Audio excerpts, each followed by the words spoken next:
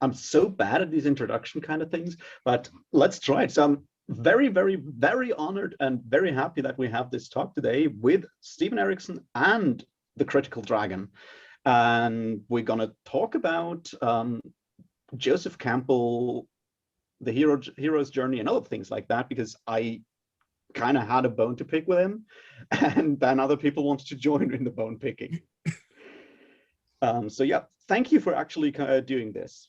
Oh, it's a great pleasure. I've really been enjoying your discussions and analysis of the Malazan series, and I was just blown away by you and Niflrog having your conversation. That was so much fun to listen to.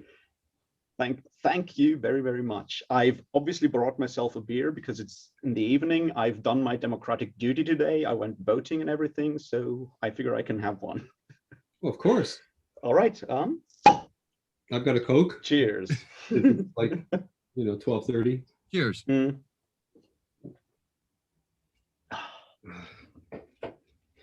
Well, so I guess we'll start with the hero's journey kind of thing. I mean, I've always struggled with Campbell on a lot of levels, and I reading stuff like this time around the Malazan series, and stuff like Cameron Hurley's books and stuff like that has kind of helped me to understand where my personal issues with Campbell are, and I try to put them sort of into this video. I probably forgot to mention half the things that annoyed me, but yeah, I know that UAP have kind of a little more respect for what Campbell does, as someone who comes from literary science as well. So why don't you tell me why I am wrong, and then we'll see where we go from there. No, it's not that I think that you're wrong. A lot of the people that I know that are folklorists or are anthropologists really despise Campbell because he boils everything down to a reductive structural model for the progression of narrative. But the reason I don't have an issue with that is if that is the first part of a multi-pronged approach to analysis, it's actually incredibly useful. We talk about having 7 types of stories or 5 types of stories, and I'm sure at some point someone's going to boil it down to 3 types of stories. But with narratology, with structuralism, even with post-structuralism, with all of these approaches, you start by stripping away and paring away a lot of extraneous detail to get to an underlying narrative structure. And that helps you identify narrative kernels, narrative satellites, key moments in the text, moments that maybe are slightly problematic. We do the same thing with reorganizing a narrative event into a chronological sequence to make a story. We do the same thing by going through it in terms of plot to lay different things out. Now, if that was all you ever did, then yes, that is a major problem because you're denying the individuality of the story. But as a tool in a quite expansive tool set, I find it incredibly useful to have this sort of blueprint of here is how like a general story goes in this sort of Western literary mode. And then you can look for deviations from it. And then you take a step back and you play around with the bits and pieces. So I find it incredibly useful as a first tool to chip away at the story to help break it into different sections that are manageable to pick up and look at from different angles and put back. Yeah, okay. You want to comment on that, Raph? No, you go ahead and then I'll comment on it some more. Okay, my first memory of discovering Joseph Campbell was actually not the books. It was some documentary, I guess, that was based on the books, Hero of a Thousand Faces. And I remember sitting, I guess it was in my living room watching this documentary because I love watching documentaries. And he was standing beside a cenote, a well in the Yucatan, in the jungle. And, the Yucatan is basically one huge slab of limestone. So you get these caves forming all through them. And he was waxing lyrical on the sacrifice of probably an 11-year-old virgin girl who had been loaded up with jewelry and tossed into the well. And he was going on and on about how this was symbolic of the cycles of life and death, of fertility, of the rains coming, blah, blah, blah, blah, blah. And I wanted to throw a brick through that television because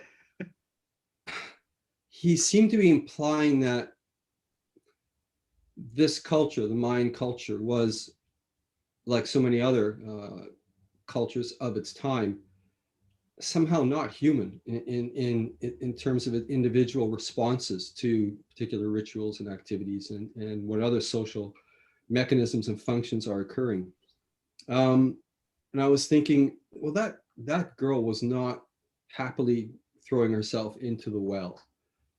She was probably completely blasted on mescal or various drugs and was, led to the edge of that well and then just pushed in. And I immediately then thought of the children who were sacrificed by the Inca and pre-Inca people in the Andes, whose bodies were finding way up in the mountains with their little skulls bashed in.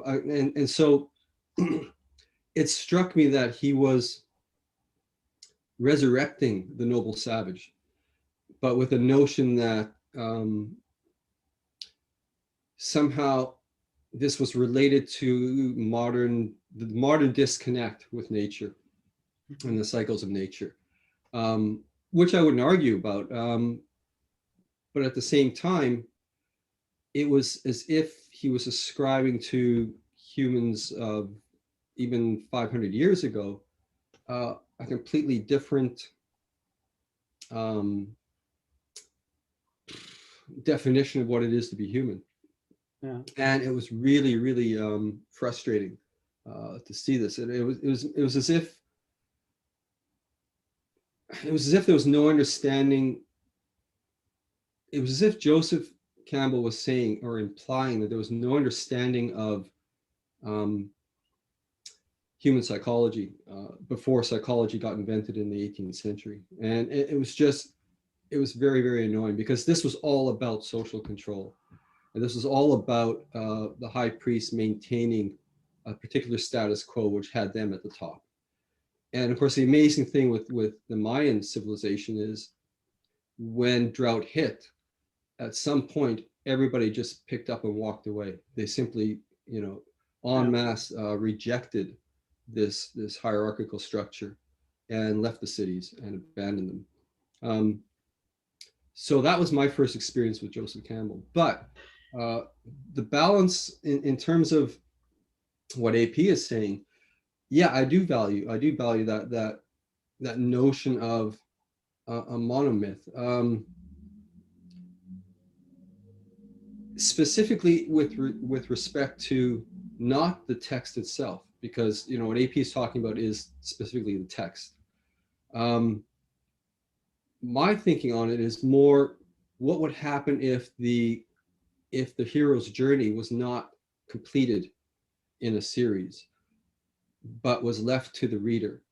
In other words, if the reader finishes the series, have they taken the hero's journey? And so that's kind of what I was thinking about when I was writing the 10-book series, that if there was going to be a hero's journey here, it was going to lie with the reader. So it became a kind of an experiment. And, to this day, I don't know whether we have results on that or not. But that was sort of where I wanted to pull it back away from text and narrative, back into society, back into the world, the real world. Mm-hmm. Now, that's very interesting. A quick aside, that Joseph Campbell scene talking about the sacrifice and stuff like it, did that more or less directly influence that flashback that Smiles has under Igatan? Because it's just exactly that thing when she remembers and being on puppies and Yeah. Oh yeah, nice catch. I just read it like 2 days ago, so All right, okay. I was kind of cheating, but yeah. Yeah, well, before you mentioned it, I hadn't remembered it, so yes. Okay, so there's like a lot to that I think is interesting. Like, so the first problem, and that's something that I cannot really, I guess, blame Campbell for, is I really don't like his writing style. It comes across as so pompously self-important all the time, and that really annoys me. But that might just be also the time when he wrote that thing. And he's a lit academic. Have you read the stuff that we write? We're all like that. You like to pose rhetorical questions all the time? Do we? And why? I don't know.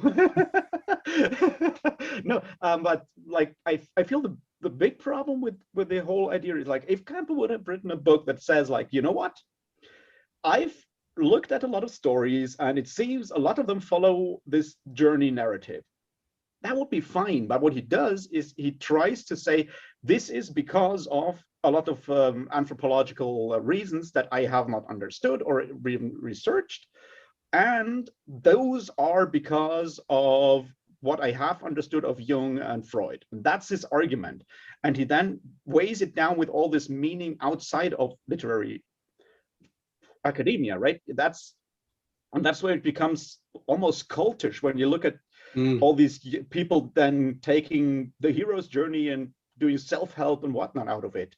And that is where I find it kind of dangerous. When it comes to the literary side, my issue is that once Campbell pointed that out, like wrote that book, and it got popularized so amazingly well by George Lucas and others, that it then becomes sort of the I'm looking for a word, sort of the blueprint that people starting out to write stories then use. And that leads to a narrowing down of types of stories that we get, because everyone is trying to more or less consciously or subconsciously follow the hero's journey narrative, because they have heard of Joseph Campbell, who is portrayed as this almost guru, wise man figure that has figured out how narratives work and how stories work. And that is something that I personally like see as a danger, because I figure people should just not follow these kinds of big ideas, because that's dangerous. Well, and like I agree, and that's why when I'm talking about what I like about Campbell, it is just looking at it as an analytical tool and just using that as a framework, and that's it. I don't like the anthropological stuff. I don't like how it reduces down any sort of analysis. And if you're using this prescriptively and saying this is what has to be applied, then I think you are misusing what is essentially quite a useful tool. You just get rid of all of the crap that you don't like and don't need. But I think it's the same with any form of literary analysis, and that's why I like things like narratology and structuralism, but it's always combined with close reading and textual analysis, and then looking at semiotics and semantics, and then using a feminist lens, and then using a post-colonial lens. Like you apply all these different things because you're working with a text. And I absolutely agree that anyone who thinks that Campbell is the beginning and the end of a conversation has not only misread whatever text they're looking at, and they have overly privileged what Campbell has done. Does that make sense? Of course, that makes a lot of sense. Eve? Me? I think it may actually, it'd be interesting to listen to a folklorist talk about this stuff, because my take on sort of the origins of literature, of the legends, the stories, the oral traditions that are have been recorded by ethnographers all over the world, seem to be analyzing and examining these stories, especially origin stories, origin myths, from an exclusively functional role. So in other words, they have a role in society. And I always find, I don't disagree with that, but I think there's a lot more that's at play. In other words, it's as if stories prior to modern publishing, where stories are sources of entertainment, and quite often not in service to anything else. But it's as if stories of from the ancient times, myths and legends, only apply entertainment in terms of holding on to the audience for the purposes of promulgating a particular worldview or means by which the culture identifies or self-identifies itself, or self-identifies. And I find myself kind of being dubious regarding that kind of take on things when it comes to legends and myths, because it seems to assume that the audience is a credulous one, an entirely credulous one. And, it would not surprise me if we were to take sort of the modern response of readers and fans to, say, a fantasy book, as we see online, as I've experienced in Q&As, book signings and all the rest, and applied it to, I don't know, Beowulf. So the Skull has, he's gathered the group in the long hall, and he's told the story of Beowulf. And then, somewhere down, when he's finished the story, everybody's nodding, getting new drinks, whatever. And it's Q&A time. And, the hand comes up from somebody down in the crowd saying, well, I'm not sure about this story you're telling, because, where did all that Christian, symbolism come from? Because we know this was pagan. So you really screwed up on that one, right? Yeah. And then, somebody else puts up their hand and say, well, I'm not sure about, Beowulf's motivations on this stuff. And Hrothgar, what was he going on about? And then of course, somebody else puts their hand up and say, well, where exactly was Hrothgar's hold? Because, can you give me, a bit more specific on, I don't know, how far the cave away, was from this hold? What direction was it? Because, I want to head there and see, if you got it right or not. So how good was Grendel's hearing? Like, really? Yeah. This is unbelievable, because no one could have evolved that type of hearing and still survived. Yeah. And so, I'm sure, it wouldn't surprise me. I mean, especially given the nature of Norse storytelling, that skalds and poets were pretty depressed lot back then. But, the thing is, that kind of skepticism is part of human nature. So to view those kind of cultural identifier stories, like origin myths and all the rest, as if the audience was entirely credulous to all the details of that story, I think is doing a disservice to those cultures, because it's almost doing the thing that Star Trek did with aliens, where they all wear the same uniform, right? Mm. Like, one of the other things is, if you think of the number of stories we tell each other that they aren't a moral lesson, they aren't revealing something about the world. No, they are purely to entertain the hell out of the other people, be they humorous or silly or whatever, or just like a gripping story. And to my mind, there will have been Neanderthals sitting around by the fire one night and going, "We do hear this one about what Garg did today. He was walking down there. The Velociraptor came up out of the thing." People have always told stories. Yeah. People have told stories for all sorts of reasons: to get themselves out of trouble, to get themselves into the right kind of trouble. Stories are part of who we have always been. And I cannot imagine at any stage of evolution where we had sentience that we didn't also have stories for the multitude of reasons that we have them today. Yeah. And that's why I would say that I fully agree that when you use like Campbell or any of those sorts of structuralist approaches, and you have stripped away everything that makes the story unique, you have to remember you've stripped away everything that makes the story unique. That you're just left with the bare bones. But it's the skeleton and it's bits and pieces of things that you still need to put the sinew back on, the muscles back in, everything that makes it that story. And that's part of the joy of narrative, is that even within fantasy as a genre, we have all of these different subgenres, and within the subgenres we'll have examples of very, very serious ones and comedic ones. That it runs the gamut, and that's just one tiny sliver of one tiny aspect of storytelling in the modern world. And if anyone thinks that, oh, you only have 7 types of stories, they are idiots. That's true. I mean, I feel like okay, sorry. So I feel like the question of why, like, I take it as given that we have always told stories. The question is, is that the one thing that makes us humans human? Obviously, there's not that one thing that makes humans human, but there's always this trend of trying to define humanity, I guess, ever since Aristotle tried to do that, and it has stuck at least in a lot of people's minds.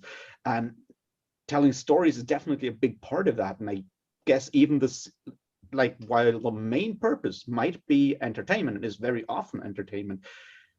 The other thing is that we as readers, listeners, consumers of stories, we can then connect them and put them into our worldview and take different things from it and learn different things from it. And maybe even from the silliest joke, it strikes a chord with us, and then suddenly we get something more out of it. And that can be very, very different depending on which person. And once you narrow it down to like a certain number of basic narratives, basic story structures or whatever, you lose that aspect as well.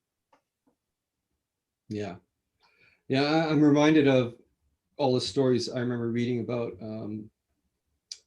when I was studying ethnology, how quite often some of the recorded stories from elders, the real entertainment was actually a private one by the storyteller, because they were spinning a line for the ethnologist, and none of it was actually accurate or real or true or anything. And so they were amusing themselves at the expense of these ethnographers, busily taking their notes. And so that element, I think, needs to exist, needs to be acknowledged as well, is that there's this funny line. Go ahead. Sorry. That reminds me that Terry Pratchett makes fun of that in one of his early books, where he has this forest that is Skund or whatever, and it's like, yeah, in the local language it means a forest, you fool, because like ethnologists and people go and point at something and speak in their language super slowly and ask what it is, and the local people just say, yeah, well, it's a forest, you fool, and that's what gets put down. But Pratchett also had that scene where I can't remember, it's either Lord Vetinari or Vimes, I think it might be Vimes, and he's sitting in the tent with the person. They go, and yes, as part of our culture, you must eat this like sheep's eye or something. Yeah, that's with Vimes in Jingo. Yeah, and he just goes, hang on a sec, you're just fucking with me. Damn it. Yeah.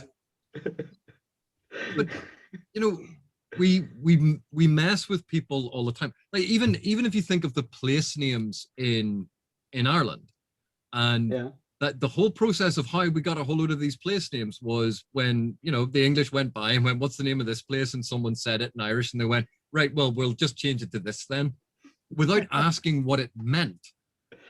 Yeah, they just kind of wrote down what it kind of sounded like in English and gave it an English spelling. And the township of the Mina family is Ballymena.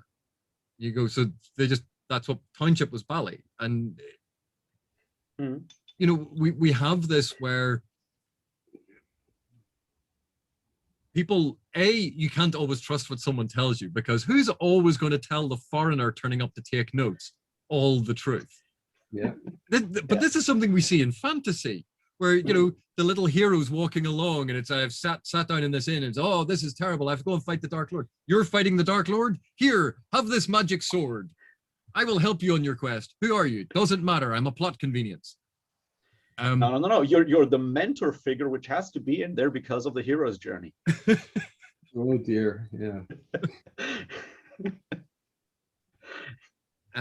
But I think the telling of stories, the sharing of, even couching information in a way that isn't a dry recitation of fact, coding it into a story so it's more memorable, in the same way that people are taught those memory techniques, like creating a memory palace, and you go, imagine a room, then imagine the things in the room, and attach a memory to each one. There are all of these techniques to help your memory, and essentially it's narrativizing the information so that you can recall at a later date.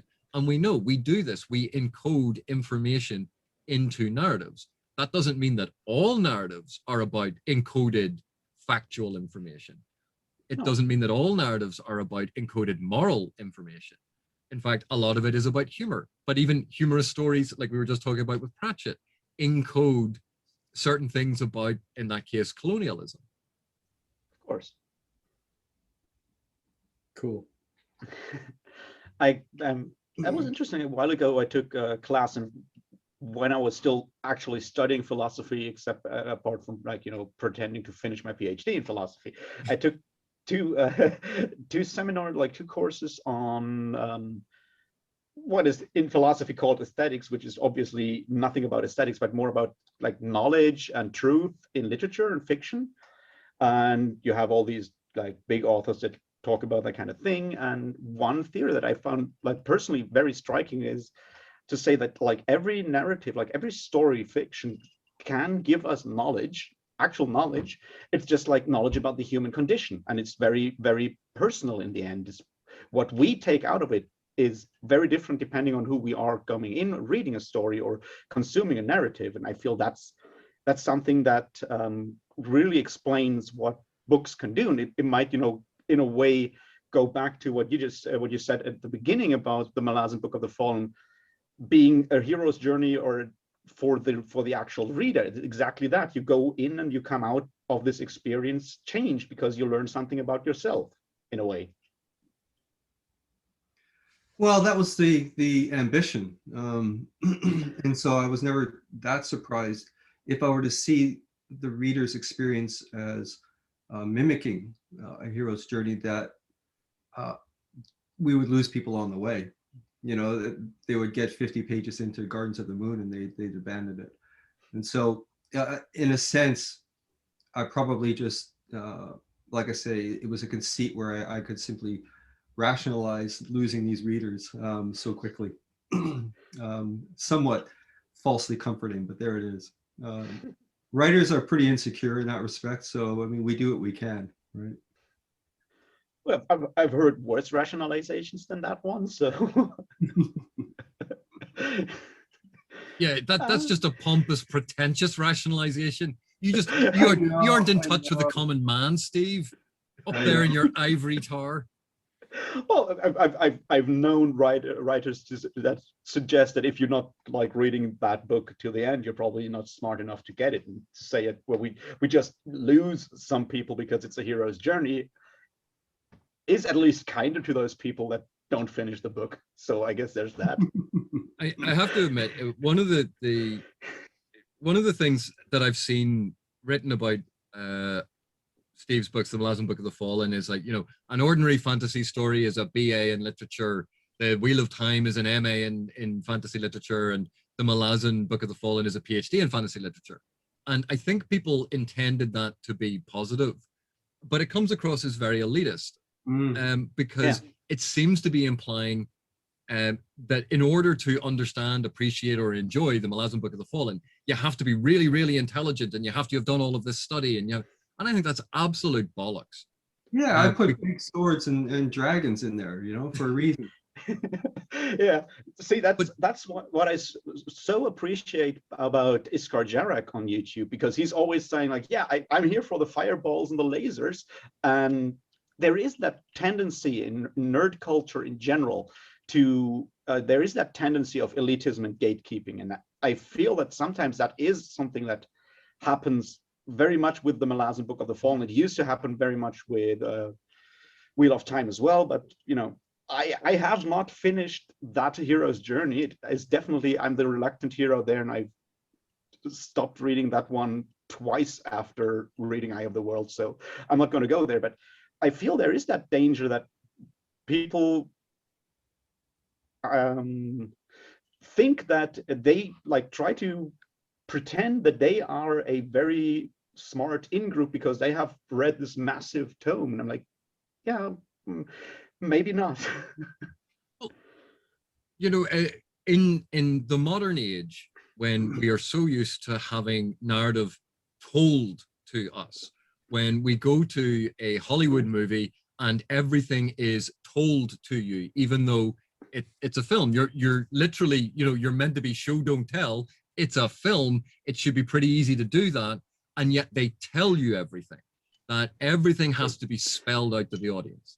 We get some examples in literature of, again, this sort of narrative where you are told everything, and you cannot blame readers for, if the predominant form of narrative is always being told these things, that when they see a form of narrative that doesn't conform to that, finding it difficult or finding it frustrating, because it is not what they are expecting and it is not what they have been trained to do. If you think of, if you've grown up in America and you've learned to drive a car in a mid-size sedan with an automatic clutch, that it's an automatic gearbox, yeah, and you're driving around, you go, I know how to drive. I've driven hundreds of thousands of miles in this car. And then you go down to the dealership and the dealer goes, right, I've got this brand new sporty convertible manual gearbox. Would you like it? It's a bargain. It's absolutely beautiful. So they get in and they drive it as if they are driving an automatic. They're trying to drive it like they're driving an automatic mid-size sedan. They're trying to drive a sports car convertible with a manual. And then they go, this doesn't work properly. This isn't doing what it's supposed to do. This car is shit. And it is not ever because the driver is stupid. It has nothing to do with intelligence. It has everything to do with how they have been taught to drive. And I think a lot of this translates to our consumption of media, because we are taught again and again and again about this superficial, just let it wash over you, and that is all that you need because you will be told what you need to know. And we have stopped teaching people how to read actively. And when they then encounter a text that requires them, or is written in a way that the author is expecting them to read actively, and they're not because they have never been trained to do that, then they can be frustrated. But we no longer even teach people the vocabulary about how to explain what that frustration is. Yeah. I mean, a lot of that boils down to experience, just like, and it's vital what you just said there. It's not about being stupid. And a lot of people, when they're talking about these kind of things, then especially when they are in the so-called in-group, they kind of like compare it or like equalize it. Equalize is the wrong word. They just think that they are smart. No, they just like learned by reading enough to understand or like appreciate a specific type of writings. My first Thomas Pynchon novel almost killed me. I mean, that was very difficult to read.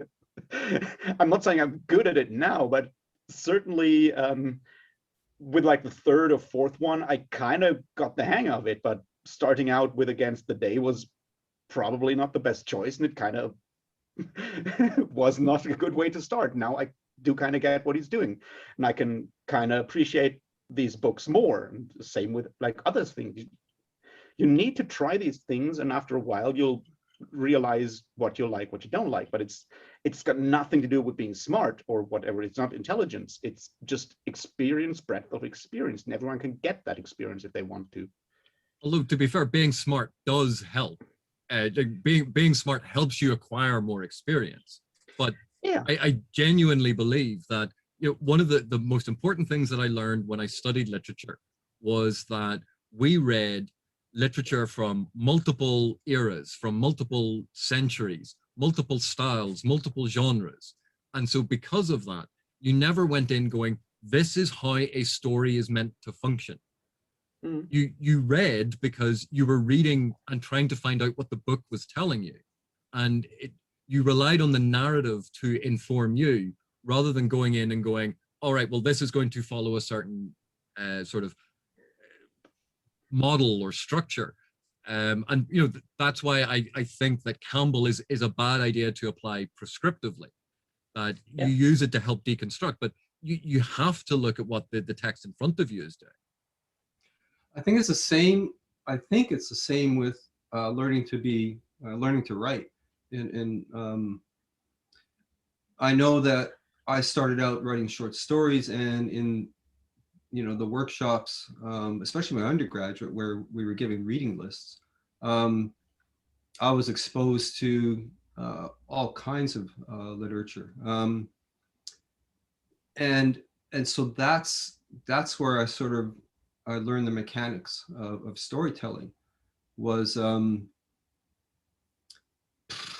Bartleby the Scrivener, what else? Harrison Bergeron, reading, I guess, what they call contemporary literary fiction. And so that's where I sort of learned the mechanics, the craft of writing was from reading all of this stuff, and reading, all the classics and all the rest. Had it been just reading fantasy and science fiction, I think I would have written a very different fantasy novel and fantasy series. So in some respects, it was kind of I don't call it a mistake, but it was I had the toolkit, and that's the toolkit I used. So when I sat down to write the fantasy stuff, I just pulled out that toolkit and started working. In the expectation that, as I'd experienced in all these workshops and when we were discussing other works and other short stories and all the rest, that, everybody would sort of get what was going on. And, that was, I guess, a mistake on my part in some respects. There's some really weird short stories out there. Really weird stuff. And, I was just being exposed to it. It just, sort of opened the door on possibilities. And there's a lot of fiction out there that is very much actively dismantling itself in the process. I mean, our Barthelme's Indian Uprising, for example, it's just absolutely batshit crazy story. And so that kind of stuff sort of sank in terms of narrative possibilities. And the thing with the Malazan stuff is I used everything within reach, everything that I picked up in my workshops, every novel I'd written or read, every short story I'd read, films, you name it. I used everything within reach. And oddly enough, had I not sold Gardens of the Moon when I finally did the second try when I was living in the UK, had it not been picked up, I would have just put the fantasy stuff aside. And I would be, if I was still a writer, I'd be publishing, quote, contemporary literary fiction right now. And, with a much smaller audience, but, there it is.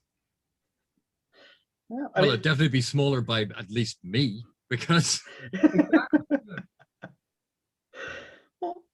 See, that's the interesting thing there, because there's not that many people who kind of cross from that kind of contemporary literary fiction side into the the full fantasy side. I feel like Michael Chabon is one who did that, but he was already successful by the standards of contemporary literary fiction, because stuff like Wonder Boys was already out. People were reading that stuff before he decided to go and write sword and sorcery stories and stuff like that. But that's very few. Yeah, but for me, I mean, my secret pleasure was reading fantasy and science fiction. And so I one of the things you run into, especially in what they call can lit, so sort of the Atwood, Alice Munro, Joseph Boarding crowd, whatever. There is a faint disdain for genre fiction, and you're almost invited to buy into it when you're a young writer trying to break your way into that field. But there was a part of me that constantly resisted, because I had read plenty of science fiction and plenty of fantasy that was just good literature, plain and simple. And so I did not want to reject the whole thing out of hand. And I was a fan, so this is the stuff I would secretly read. You couldn't write stories in the workshops, of fantasy and science fiction, but I sure as hell read that stuff. And so I did not want to buy into that elitism. And yeah, but I do see what you're saying. Yeah. But there are certain flavors of fiction that I enjoy personally, that I go, I love reading this type of fiction. Epic fantasy or particular variants of fantasy is obviously something I really, really enjoy. It's the thing that gives me the most pleasure. But that doesn't mean that I don't enjoy reading other things and that I haven't read other things. There's nothing wrong with going, I like this particular type and this is what I want to focus on. What the point I was trying to make earlier was, if you have a breadth of experience of reading, you have a breadth of different narrative techniques. So when you were saying there about the different tools in the toolkit, if you've read loads of different story types, there are loads of different ways you can approach a text because you've experienced them. When I'm analyzing stuff, I have lots of different literary theories that I get to pick and choose from and go, well, I'll have a bit of this one and a bit of that one and get to work to get the innards out of this text. I think experience and breadth of experience is one of the greatest teachers that we can have. And that's the same for literature. It's the same for criticism. And I think it's the same for appreciation of the human condition. Like I'm locked into who I am, where I grew up. But through reading, through traveling, I can experience other cultures. I can experience other ways of looking at things.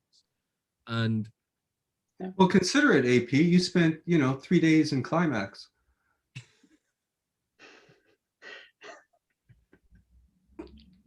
At least tell the story and don't leave it like that.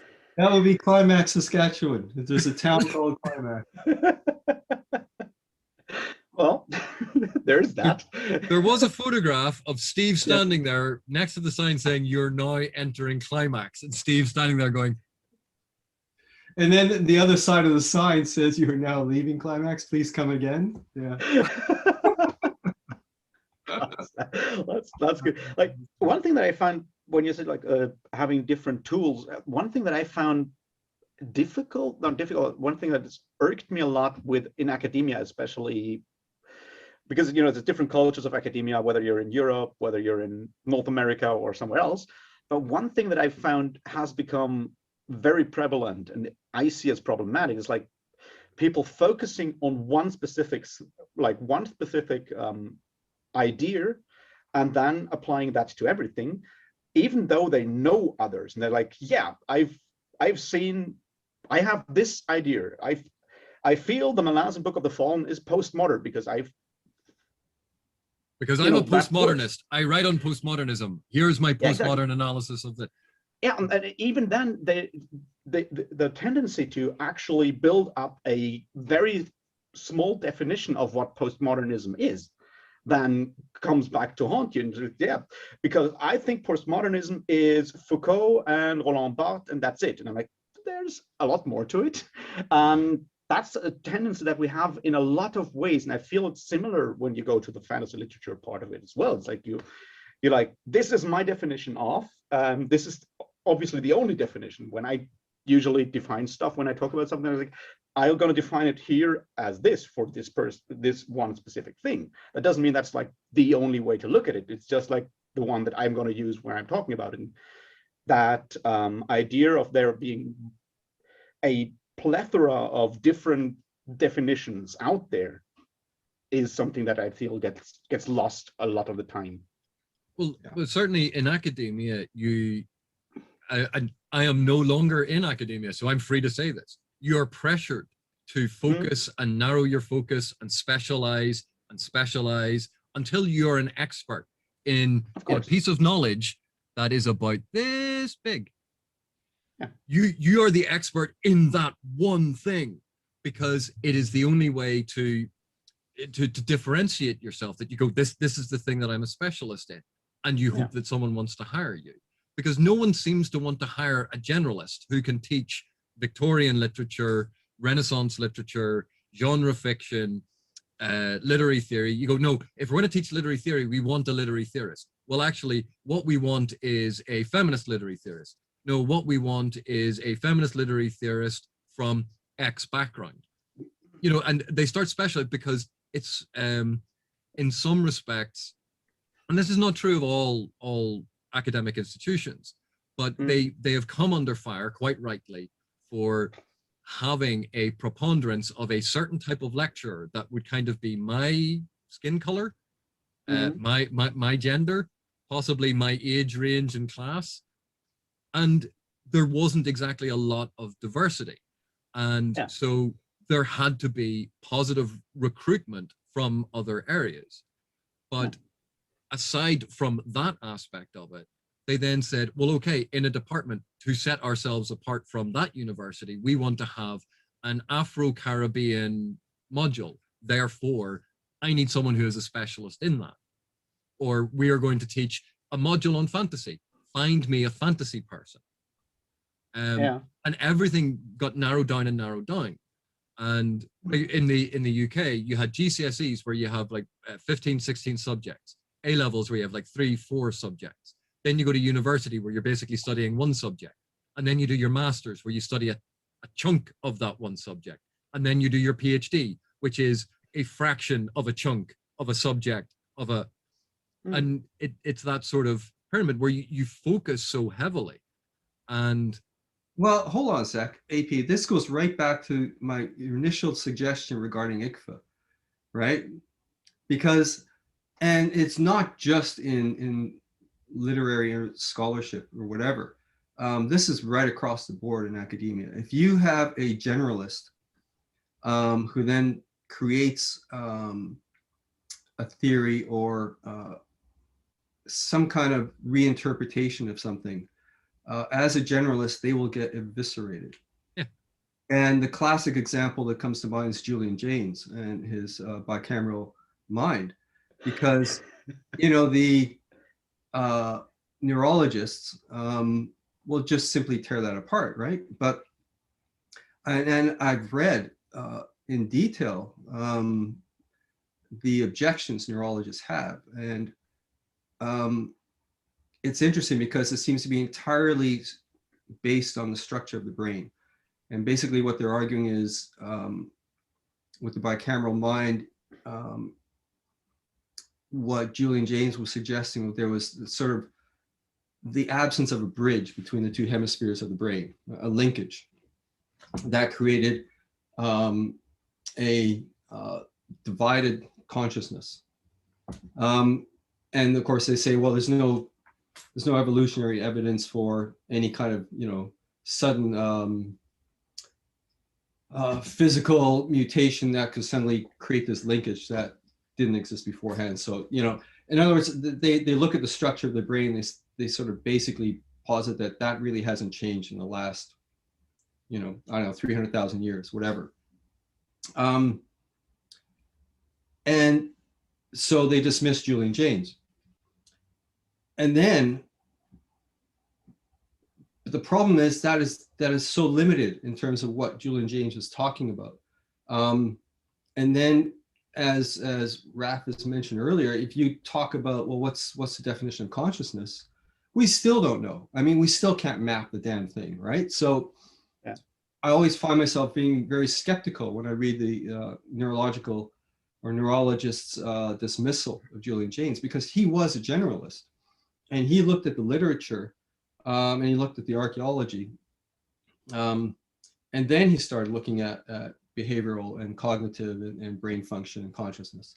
And I remember reading this book and then thinking about the problems I've always had with the Iliad and how it was profoundly different from the Odyssey, and wondering why that was.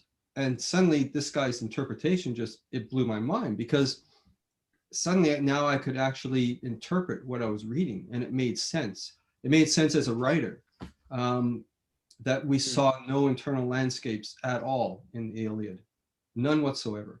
And we had weird actions, weird responses to various things by various characters that also didn't make sense. And so there's all this sort of stuff that Julian Jaynes was attempting to actually put into a cohesive kind of idea. And yet the entire position of his book on the bicameral mind has been completely dismissed because of neurologists. And I just find myself really annoyed at that kind of approach, but that's how it is. But again, I mean, there is the other side to the coin on this, which is if you have a medical problem in your kidneys, do you want to go to a generalist who knows roughly what the human body does, or do you want to go to the specialist who knows how to fix your kidneys? If you have a problem in your brain and you want to have surgery, do you go to a general surgeon or do you go to a neurospecific surgeon? That there is enormous value in experts, and experts with very narrow fields, because then they know everything about that. But I think in our rush towards getting experts, we've forgotten the value of people who have that broad awareness of lots of little things, that they know how all of these things sort of fit together. And when they don't recognize something, they can ask the expert. But they're almost experts in knowing what other people may know. That sort of, and it was one of the space operas actually had that as a field you could study in academia, was to be a generalist, to know what everyone else was researching, so that when you had a neurologist was researching a field, they could go, actually, that's going to be really handy for that quantum physicist over there, because those are comparable and compatible theories that might go together to advance AIs. Yeah, but your two examples are about mechanics, right? Well, yes. They're experts in mechanics, basically, of physiological aspects of okay, what works and what doesn't work. We're talking about experts in ideas. Okay, well, and having an expert, someone who has studied extensively the literature of the Caribbean, or extensively the literature, history, and stories of the Bahamas, or someone who's an expert in that, because that's a huge amount of information. You go, they're a specialist in that. And there's enormous value in someone having that level of expertise. Someone who's an expert in... But, hold on, but the Caribbean and the Bahamas do not exist in isolation. Yes, but that's why you have them working in a department with other people. I'm saying that there's value in it, just as there's value in having a generalist. We have to find a middle approach, because we can't be expert in all things. The age where that used to be possible, I don't think we have anymore. We don't have the education system to support it. We don't have the time and the resources, because of how modern society is set up, to devote ourselves to that, unless we are fabulously independently wealthy and can spend all of our time studying at university and taking all the courses in the world. I would certainly do that. Yeah, me too. And you know what? If I won the lottery and they went, AP, you've won the Euro Millions, you've won 200 million euro, you go, right, I'd hand in my notice, I'd sign up to the university, and I would spend the next 30 years studying at university, doing all the different degrees, taking all the courses, because that would just be amazing to find out all of these different things. Yeah. And also you'd have half the year off to go traveling, which is awesome. Oh, absolutely. I mean, I did actually study one semester of Sumerian language, because I just read Snow Crash and I was like, I want to learn that. And then I found out that we actually had a department teaching Sumerian, and I'm like, okay, I'm going to do that. And then I realized it's just like every other subject. It's actually hard work if you want to do something in it. So I stopped doing that. But I do think there is value in expertise, in studying something small so that you become an expert. But Yeah. You're absolutely right. I think it has to be in conjunction with the ability to link it to other things, that it's not just it's studied in isolation. No man is an island unto himself. That, everything is connected. Biology, chemistry, physics, all of those things that we go, oh yeah, those are the sciences. And you go, well, also they're going to be part of literature and philosophy, and like, everything is connected, and culture, and the study of what is the study of consciousness if not philosophy and science and medicine all coming together. Yeah. Absolutely. See, that's like a lot of people use when I switched from like after my computer science degree and started to do like the PhD in philosophy. A lot of people are like, so how does that go together? Like, I worked on artificial intelligence. Of course, philosophy comes in there, and then people's like, you're right.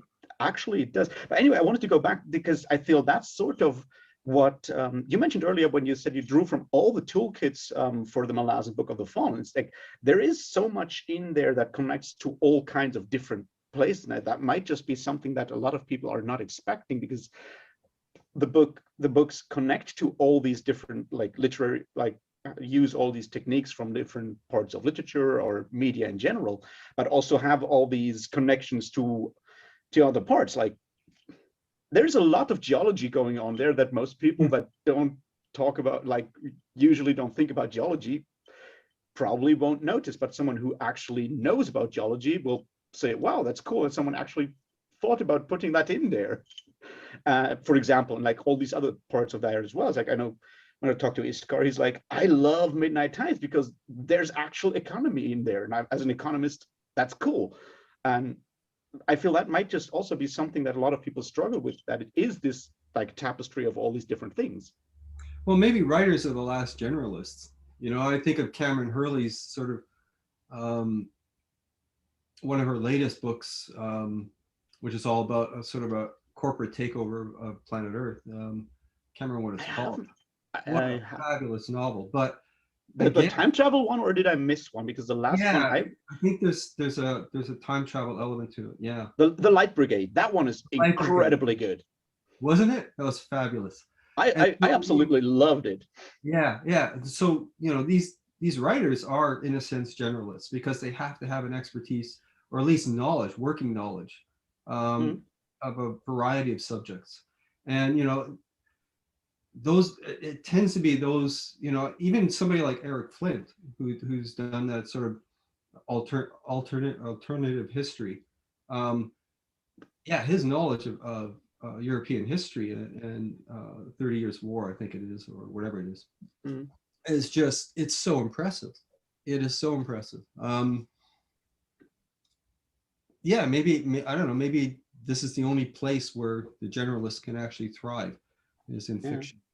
That might be the case. I mean, I actually thought sort of the same. I've been rereading a lot of Ian MacDonald recently, and he's incredible when it comes to sense of place and stuff like that. And like, that's a generalist there, very much so.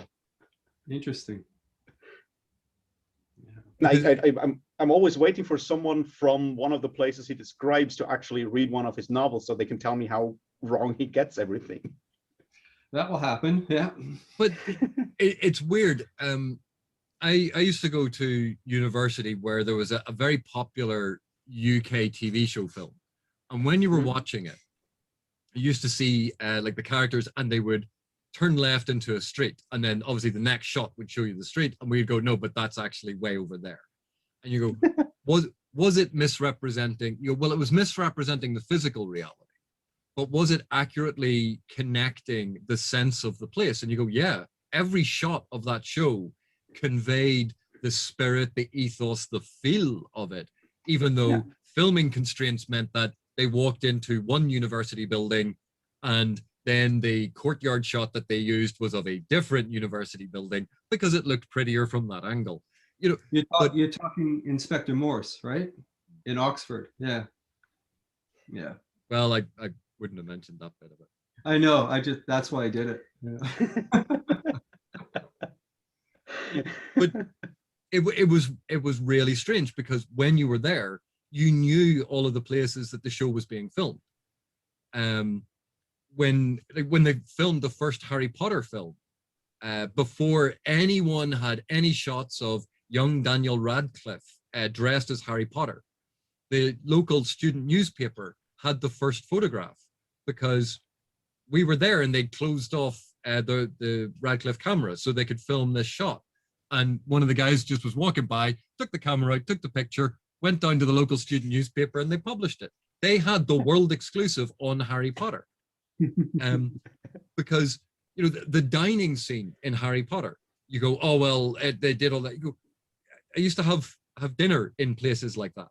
No, we didn't have the floating candles and the magical food. It was far different. But when we talk about sense of place, it's not just about geographical accuracy. That, you know, Jim Butcher, very famously for the Dresden Files, I think he said in an interview, now I could be wrong, but I think he said in an interview that he'd never actually been to Chicago before he'd written the first of the Dresden books.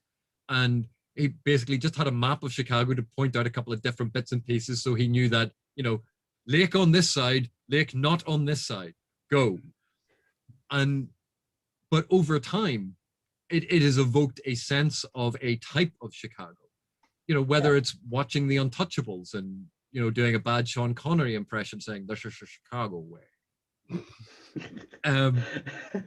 But, you know, he evoked a sense of place. Was it an accurate geographical representation? No. Was it true to how Chicago feels? I don't know. I'm not a Chicagoan. Chicagoan? No, Chicagoan. And, you know, and I think this is something about literary analysis that I love, is that it's very rare that there's a one set answer. That it's all about finding what almost feels right, and acknowledging that what feels right to you might not feel right to other people, and they can have equally valid opinions. And as long as you're backing it up with evidence from the text, and you're trying to evaluate everything as fairly as possible, you go, yeah, everyone is entitled to an opinion. But making evaluations about things is slightly different to having an opinion about it. Yeah, I think archaeology is a bit of a generalist science, now that I think about it. Because if you're doing a survey, you need to know geomorphology, geology. Aren't they the same thing? A little bit, not quite. One's rocks, AP. The other's landscape. But then, you know, my areas were rock art and lithics. So again, geology played a role in the behavior of siliceous stone. And rock art, of course, yeah, then you're moving into a whole different area. But yeah, you need to sort of apply all kinds of different things in archaeology. And it always surprised me that the UK, for example, its archaeology programs, which my son went through, didn't involve anthropology whatsoever. And that just sort of blew my mind. Because we, you know, for Canada and the US, I think the US, but it's all within anthropology as the overarching discipline. And then you specialize, say, in archaeology or physical anthropology or cultural anthropology and that kind of stuff.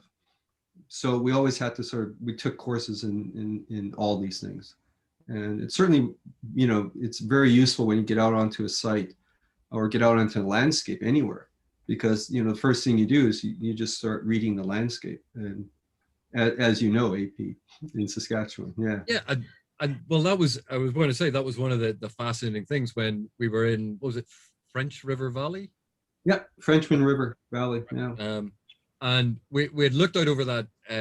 It was a river down in a bit of the valley, and you had turned to me and go, right, if you were, you know, one of the First Nation tribe, where would you have set up camp? And I sort of pointed at an area, and you went, no, that's not where you have done it. You would have put it up here because, and then you explained the reasoning for it. Yeah. And then we walked down, and where I had pointed to, there was all of these grid patterns, because obviously some archaeologists had gone down there thinking that this is where the site would have been, and had dug it all up. And then we walked to where you had pointed, and you found all of the little flaked tools. Like, you found actual artifacts. And I'm going, you rat bastard. Well, that's interesting with archaeology, because like here in Marburg, the university, like the archaeology department, is connected to history and to art history. They have like a very, very classical, traditional, like counting pubic hairs on Greek statues kind of approach, even though they mostly, that's a thing. I'm not making this up. I'm sorry. Really? Okay. But yeah, they're more, they come from that, because that's like the German classical European historical like academic tradition, is that archaeology started with like looking at Greek and Roman statues, and then people figured out that actually there was something before that, and then they went into like all the other parts that archaeology is about. But that's where it's connected to here. And you said like for you it's like with anthropology. I don't know what it is in the UK, but there's archaeology is one of those disciplines that is connected to different bits all over the place, I guess. Yeah, and you think sort of British archaeology is born out of the British Stealing Empire. stuff from other countries. I was going to say antiquarian looting. Yeah, is the origin of British archaeology. Boy, some archaeologists from the UK are going to get on my case for saying that, but well, that's why I said it. They can get on my case. Yeah. But I think it was Prime Minister Johnson actually said the other day that, oh yeah, the Greek marbles, no, we're not handing them back. Well, and you know, I've watched Time Team, you know, the British series, and I was appalled more than once at the techniques being used. We never took a shovel to anything, right? It was a trowel. I mean, that's how meticulous our excavations were. Yeah. They're using backhoes in Time Team.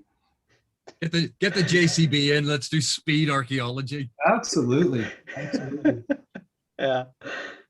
Well, I don't know. I have friends who work in archaeology in Bulgaria, and they have very interesting stories to tell about their actual digs there as well. So. Oh yeah. But no, I think everything, a lot of what we've talked about comes down to this idea of breadth of experience, breadth of knowledge, yes. of not getting so fixated on exactly only one thing. Because if the only tool that you have is a hammer, that is, every problem is going to look like a nail. And with appreciation of literature, appreciation of art, if I walked into an art gallery and went, that's not a proper painting because it's the perspective is all off and clocks don't melt that way. Yeah. People would look at me like I had three heads, which obviously would fit in with that painting that I was just referencing. But because we've been exposed to an appreciation of different types of art, people wouldn't look at those paintings by Dali and say, oh, but that's just not art. And yet we see that with modern art, where, Steve and his wife have been trying to educate me, because it is an area I do not understand. It is an area that I don't have an education in. And we went to a gallery one time, and Steve took the time to explain some of the pieces that were there, because I was just going, making it up, AP. I was just making it up. Well, yeah, but it sounded good, and it made me think about them, at least, even if you were lying. But like my favorite contemporary art piece that I saw, well, I was there, I obviously didn't see it well, but in gallery in Frankfurt, is in the contemporary art section. They have like, it's a blank like canvas, white canvas with like just black letters on it. No, you can't.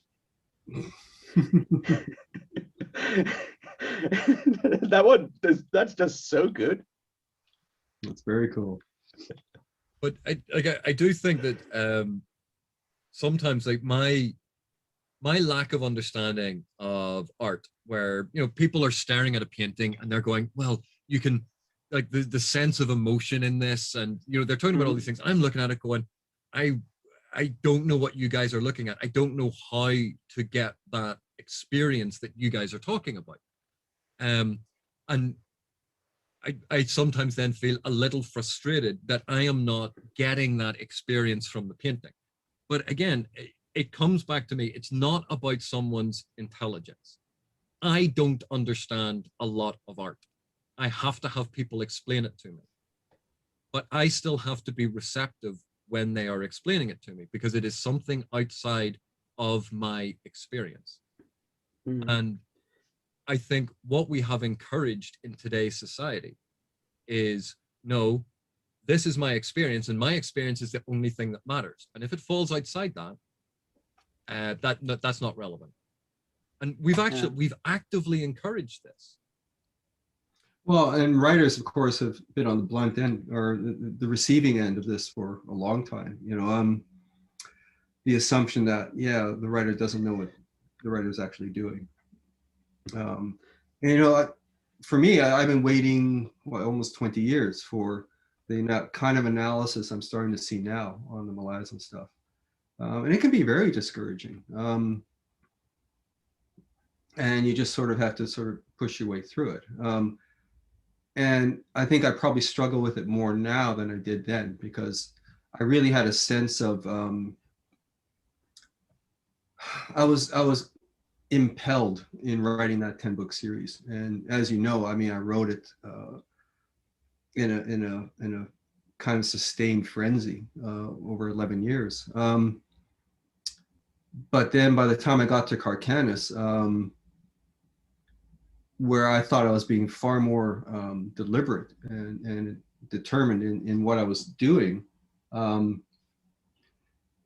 I guess the sense of the ominous silence that followed the completion of The Crippled God started to wear on me, I think. And then when I started, I think at some point I heard from either my agent or my editor that the Carcanis trilogy was not selling.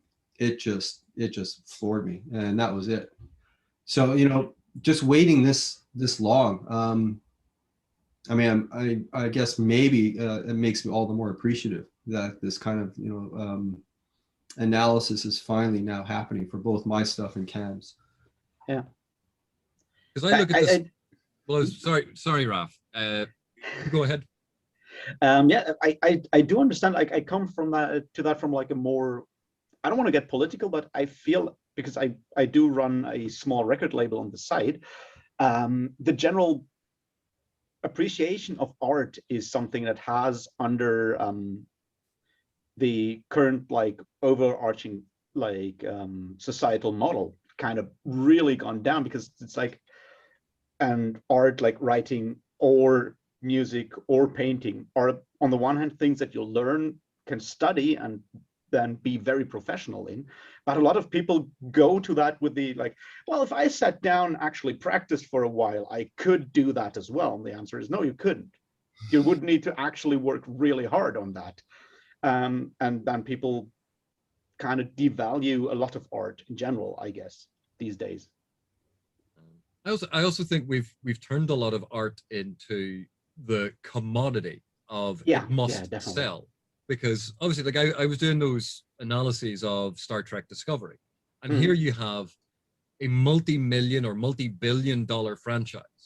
It has incredible production values. It has the best special effects that any science fiction TV show could ever want. It had its free reign to hire all of these different actors. It was in a built universe. They didn't have to redesign anything. Someone had already gone to the trouble of designing an entire universe for them, that all they had to do was put their story in it. And yet all of the episode analysis I was doing was going, right, I can see what the general story they're meant to be telling is. Why the hell are they doing all of these things? Because that's contradicting this. You've forgotten what you said at the start. You're now, why have you just invented this thing? Because that invalidates that thing. That when you looked at it, it was very clear that the ethos of it, and this was not the actor's fault, and it was not even necessarily the writer's fault, or it was not necessarily the director's fault, because I don't know how the entire team was put together or how the entire episode was put together. But it was very clear that what they were doing was producing a very glossy, very shiny, very distracting object. Yeah. that was a commercial product because it wasn't about the storytelling. It No, it wasn't seems about the character development. It wasn't about the narrative arcs. It wasn't about anything to be persuasive in terms of narrative. It was all about, here is our shiny product, go and buy shit. Yeah, pretty much incoherent. Yeah. Nothing was more frustrating. And I know my wife would constantly ask, well, why are you watching it then? And I just said, well, I don't know, I guess I'm a masochist. You know, I love Star Trek as the universe. I love the promise of the original series in terms of we can be better than what we are. It's just been so thoroughly dismantled in a very cynical fashion that it's heartbreaking. But then, you know, you end up watching it anyway. So how much of Star Trek's original Star Trek's we can be better and believing in the ultimate like good and potential of humanity being spread as wide as possible. How much of that informed the Malazan Book of the Fallen and the idea that humans have the potential to be good? yeah, I think they're all part of the same package. Obviously, there's something in my nature that the original Star Trek series appealed to. And so that nature then got explored in the Malazan stuff. So I think it's all part of one. Yeah. But, you know, if you look at the Malazan fandom, where you have, you know, engineers, you have political scientists, you have psychologists, you have lit people, you have philosophers, you have people who serve in the armed forces, you have people who are doctors, you have people from all over, and everyone is finding points of connection in it. Are they all exactly the same points? Not necessarily. Do we all enjoy exactly the same aspects of the stories? Not necessarily. But there's something in it that is touching across the broadest swathe of humanity. And I think it's touching those aspects of the human condition, because that's what great literature does, is it speaks to us as humans, regardless of our role, function, job, where we are as a cog in the machine. Regardless of that, we are all still human. And no matter what culture we come from, what background we come from, I think there is something in great literature that speaks to us and we can find resonance in. And that's why I love good narrative, and it's why Star Trek Discovery pisses me off so much. So what you're saying, AP, is that the Malazan universe, as created by me and Cam, is offering up a monomyth. Yes, you just ripped off Campbell. Admit it, Erikson.